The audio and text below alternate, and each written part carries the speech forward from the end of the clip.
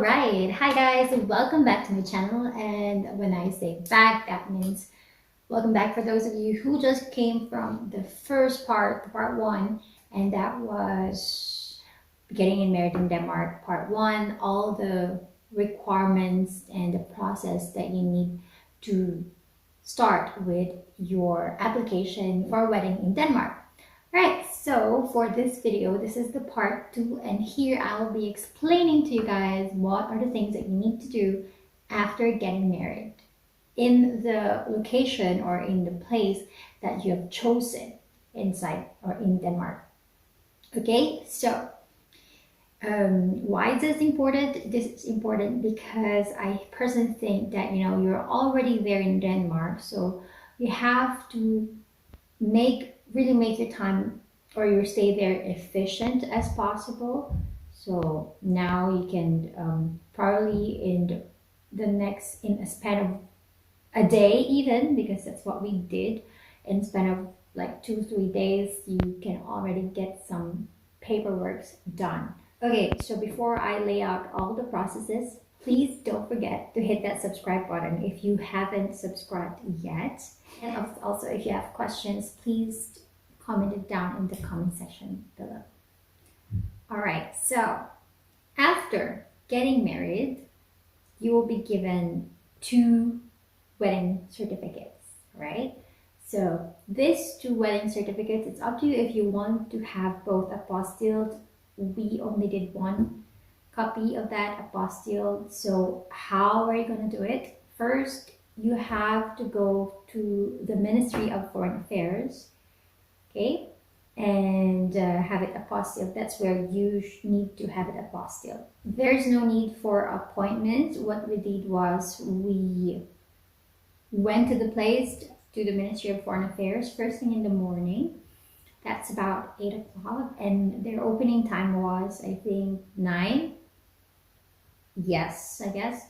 So anyway, for more information, you can check their website. I'm going to be putting down the link of their website, as well as all those links that are needed in the whole process of getting married in Denmark, right down at the description box. So again, go there as early as you can. We want to get things done as early as possible. So go there and queue up because there's no appointment needed. And after getting your wedding certificate apostille, the next would be, if you're a Filipino like me, the next was going to the Philippine Embassy for the report of marriage, okay, or it's the ROM. Okay, but please remember, okay, next step, Philippine Embassy, Copenhagen. Remember, you have to have your appointment, okay? And this appointment should be set right before you even fly to Denmark or go to Denmark for your wedding. So it should be like weeks before, because this is prior booking needed, prior appointment needed, and there are dates where they are already full. Okay, so booked an appointment for Philippine Embassy in Copenhagen. And by the way, speaking of Copenhagen, we got married in Stevens Klint, so it is 1 hour away from Copenhagen. That's why it's really convenient. It was really a convenient place for us to get married, because it's not the usual Copenhagen town hall place of getting married, but rather it's more of a countryside. It's such a dreamy wedding. Yeah. And right after that, we got to enjoy a little bit of the countryside before going to Copenhagen. All right, so back to Philippine Embassy. Okay, you have booked your appointment. Yes, check. Next, your apostille wedding certificate. You should have it photocopied on that day where you need to go to the Philippine Embassy. You should have it photocopied. I know most Filipinas have a hard time to finding a place for photocopying of that wedding certificate or other documents as well. So yeah, in my case, in my experience, we tried to book everything and get everything done in one day, in that same day after going to the Ministry of Foreign Affairs. I think we got out around 9:30 or 9 o'clock. Sorry, we got out around 9:40 because they open at 9, yeah. It was fast, I guess.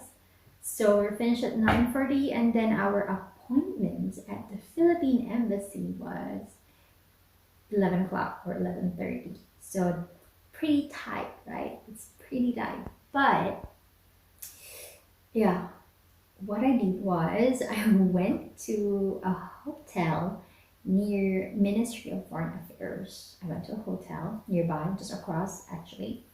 And then I asked the receptionist, I went inside and I asked the receptionist if she can photocopy the document that I needed to be photocopied.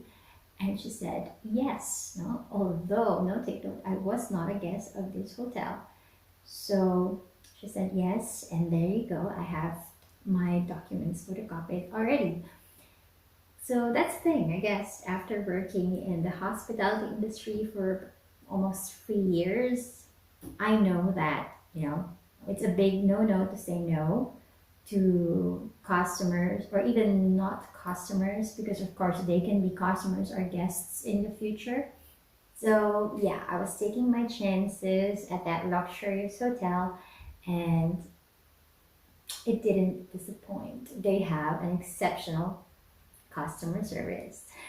So have that photocopied, and then what else? What are the other documents that you need to bring with you or to prepare before you go to the Philippine Embassy? You have to prepare now 4 original duly accomplished report of marriage forms.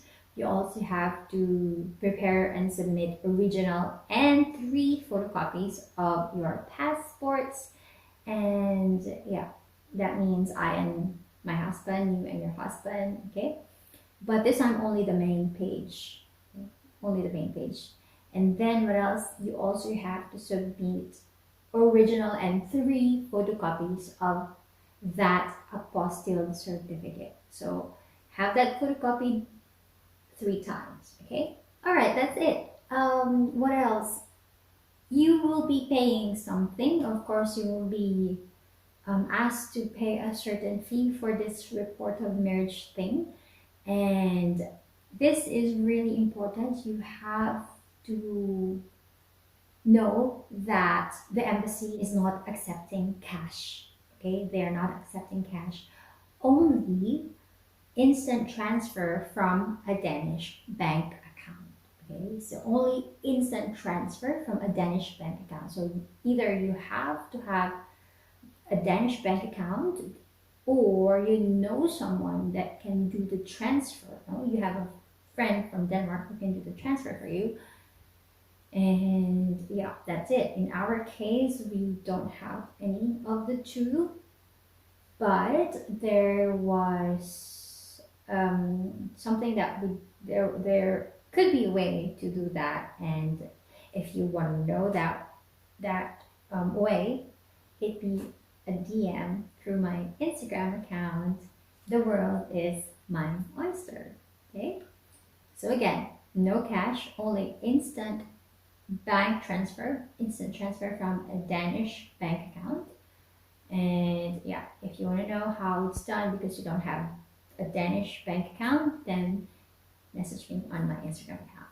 So that's all guys. I hope nakatulong tong video na to sa ating fellow kababayans out there who are also planning to get married in Denmark. Again, if you have questions, write it down in the comment section below or message me in my Instagram account. The world is my oyster. So next week, I'll be posting a video about why you should not apply on your own when you want to get married in Denmark. And by that, I mean, do you really need to have the help of a wedding planner or a wedding agency? Or if you are doing it on your own, applying on your own, just like what we did, what are the things that you can do in order for you to have a smooth and fast wedding approval? okay? Because basing it from our experience, we had some regrets from that. Okay, so all of that on my next video. Again, please do subscribe if you haven't yet, and please do hit the thumbs up button if you have reached this point right here. Once again, my name is Maria, and I'll see you all on my next video. Ciao!